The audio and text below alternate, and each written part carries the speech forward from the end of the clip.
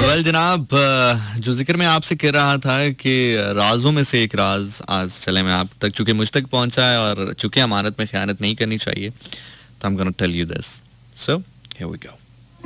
हमने जिंदगी में बहुत सारी बददयानतियां की हैं, उसमें वसाइल का जो इस्तेमाल है वो तो बहुत कम है, लोगों का हक रखना वो भी बहुत कम है, यतीम का माल रखना वो भी बहुत कम है, झूठ बोलना वो भी बहुत कम है, दूध में सरफ मिलाकर बेचना वो भी बहुत कम है, जबकि हम जानते हैं ये दूध छोटे छोटे बच्चे पीते हैं। दवाइयों को डुप्लीकेट करके 2 नंबर दवाइयां बनाकर बेचना वो भी कम है। अब आप कह रहे होंगे कि इतनी बड़ी बड़ी चीजें कम हैं, तो ऐसी क्या बददयानती हमने की है कि जिसके आगे ये सारी चीजें भी कम है? हैरान हो रहे होंगे आप भी कि इतनी बड़ी बड़ी बातें जो कि किसी भी दूसरे माशरे में आप जाएं, आपको पता है कि आप अगर थोड़ा सा ट्रैवल करते हैं बाहर और आप वहां पे उनसे अगर ये पूछ लें कि भाई दूध में पानी तो नहीं है, तो आपकी बात समझ ही नहीं पाते कि आप क्या कह रहे हैं। मतलब वो आपसे पूछते हैं कि क्या मतलब दूध में पानी नहीं है। इधर तो अगर आप कहें ना कि भाई दूध में पानी तो नहीं, बल्कि यहाँ पे तो ये कहना पड़ता है कि भाई पानी साफ डाला है ना, गंदा पानी तो नहीं डाला आपने। तो अगर आप थोड़ा सा ट्रैवल करें ना बाहर, तो आप अगर ये बात उनसे पूछ लें कि भाई दूध में पानी है, तो समझ ही नहीं पाते कि आप कहना क्या चाह रहे हैं उनसे। तो खैर, इतनी बड़ी बड़ी बातें जो कुछ नहीं है, तो फिर बड़ा क्या है? ऐसी क्या बददयानती हम कर चुके हैं कि जिसके आगे ये तो छोटी हैं। तो जनाब वो बददयानती ये है कि हमने अल्लाह के पैगाम को भी मैनिपुलेट किया है।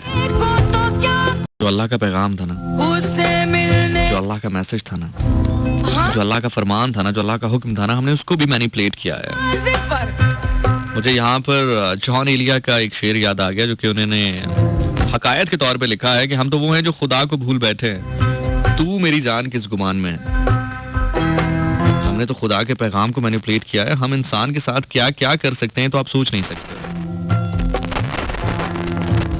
तो खुदा के राजों में से एक राज, खुदा के अहकामात में से जो एक अहकामात का राज है, वो आज आपके साथ शेयर करता हूँ। आप सभी लोग जानते हैं ना कि जब कोई उज़र आ जाए तो उसका जो हुक्म है वो साकिन हो जाता है। एक सवाल किया भी गया था एक दफा मुझसे कि क्या हालत मजजूब में शरीयत साकिन होती है? बिल्कुल नहीं होती है, लेकिन ये बात जरा उससे मुख्तलिफ है। जब कोई उज़र आ जाए तो शरीयत साकिन हो जाती है, हकीकत है। मैं आपको मिसाल देता हूँ। आपको हुक्म दिया गया है कि वजू कीजिए पानी से। आपको ये हुक्म दिया गया है कि जब आप नमाज के लिए तैयारी करें, जब आप अपने आप को साफ करना शुरू करें, तो पानी से वजू करें। अब पानी अगर आपके पास मौजूद नहीं है तो फिर कहा गया है कि किसी साफ कपड़े से आप तयम्मुम कर सकते हैं। अब चूंकि पानी आपके पास नहीं है, ये उज़र है आपका। समझ रहे हैं ना मेरी बात?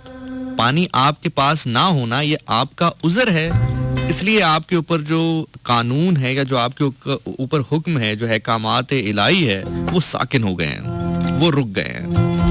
आप कहते हैं जी मेरे पास कोई साफ कपड़ा भी नहीं है। आपसे कहा जाता है कि ठीक है, पानी का हुक्म है, पानी के बाद कपड़े का हुक्म है। अगर आप कपड़ा भी नहीं है तो कोई साफ रेत है, मिट्टी है, उससे अपने आप को साफ कर लो।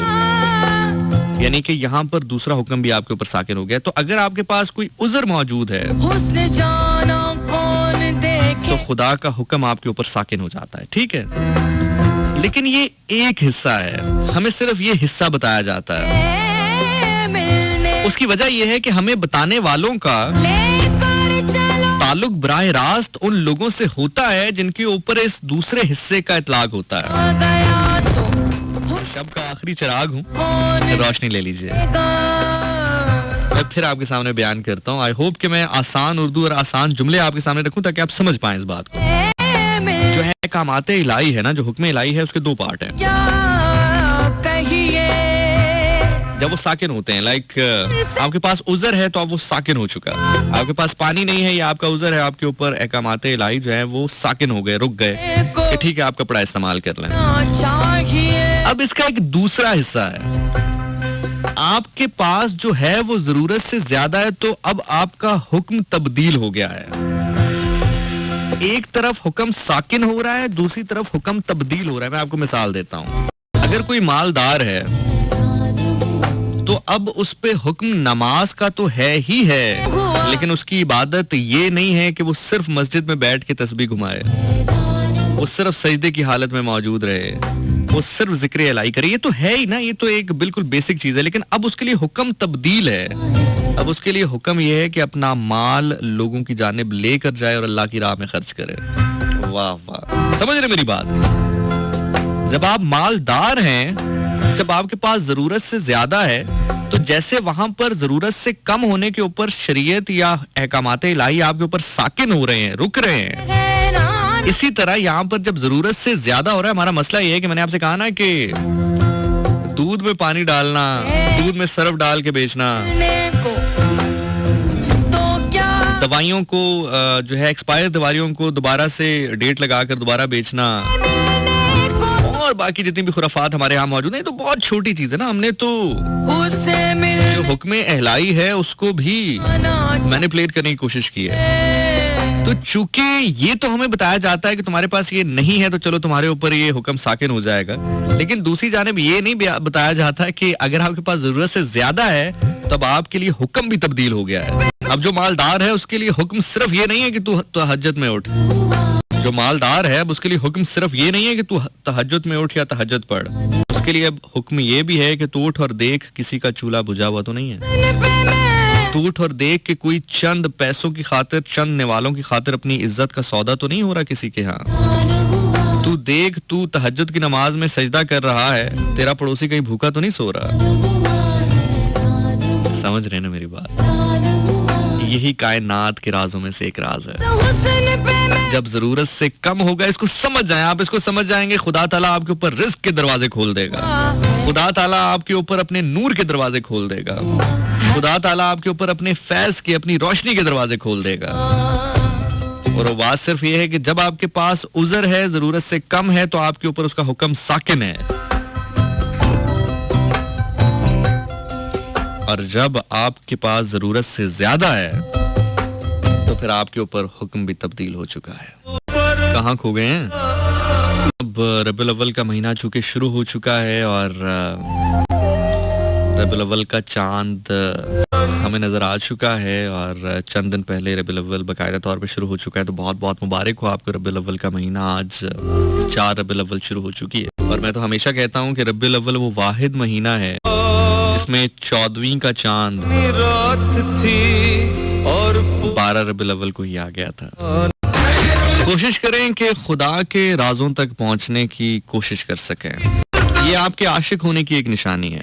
मैं बयान करता हूं आपके लिए। अभी जिक्र हो रहा है ना शब मिराज का, तो जब शब मिराज में अल्लाह के नबी सल्लल्लाहु अलैहि वसल्लम तशरीफ लेकर गए तो एक जुब्बा उनको बहुत पसंद आया। ये जो जुब्बा अक्सर कहते हैं, आपने देखा होगा जब खतीब खिताब करते हैं तो उन्होंने बहुत ही खूबसूरत शलवार कमीज अगर पहनी हो तो उसके ऊपर एक, उसको लॉन्ग कोट तो नहीं कहा जा सकता, लेकिन आप यूं कह लीजिए कि एक चादर को एक बहुत ही खूबसूरत अंदाज में बनाया गया होता है, वो उन्होंने ऊपर पहन रखा होता है अपने।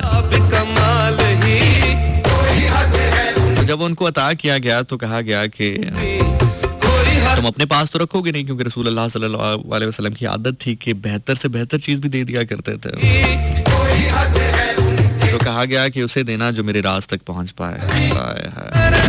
अल्लाह के नबी सल्लल्लाहु अलैहि वसल्लम तशरीफ फरमा हैं, वो जुब्बा मौजूद है। कुछ लोगों ने अर्ज की कि रसूल अल्लाह क्या ये हमें मिल सकता है? रसूल अल्लाह ने सवाल करना शुरू किया, हाँ ठीक है, खुदा का राज बता दो, अगर तुम्हें मौका दिया जाए कि तुम कुछ भी कर सकते हो पूरी दुनिया में तो क्या करोगे? किसी ने कहा कि जी मैं सच्चाई फैलाऊंगा, सच्चाई को नाफिज कर दूंगा। कितनी बड़ी बात है, कितनी बड़ी बात है। हाँ बहुत खूब, लेकिन ना। दूसरे से पूछा तुम क्या करोगे? कहा जी मैं इंसाफ का बोलबाला कर दूंगा। एक और से पूछा तुम क्या करोगे? कहा मैं कोशिश करूंगा कि कहीं पर बेहयाई ना हो, मैं कोशिश करूंगा कि लोगों तक उनका हक पहुंचे। इतनी देर में वो दाखिल हुआ जिससे हमेशा की तरह रसूल अल्लाह सल्लल्लाहु अलैहि वसल्लम इसे देखते ही मुस्कुरा देते थे। कहा अली आप बताइए आप क्या करेंगे अगर आपके पास ये इख्तियार हो? अली अलैहिस्सलाम ने फरमाया कि मैं लोगों के राज रखूंगा, लेकिन नबी सल्लल्लाहु अलैहि वसल्लम मुस्कुराए और उनको जो बात आ कर दिया। लोगों की पर्दापोशी करना ये खुदा के राजों में से एक राज है। तो कोशिश करें कि आप भी उन राज को हासिल करने की, खुदा के राजों तक पहुंचने की कोशिश करें। ये आपके आशिक होने की निशानी होगी। जब हर चीज चमक उठी तो फिर हमारा दिल क्यों नहीं?